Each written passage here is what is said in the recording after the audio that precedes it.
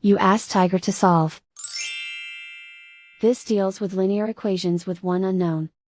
The final result is n equals 16. Let's solve it step by step. Group all constants on the right side of the equation. Subtract 1 from both sides. Simplify the arithmetic.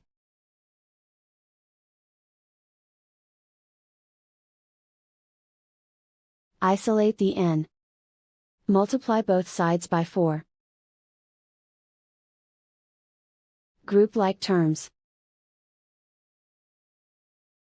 Multiply the coefficients. Simplify the fraction. Simplify the arithmetic. And so the final result is n equals 16.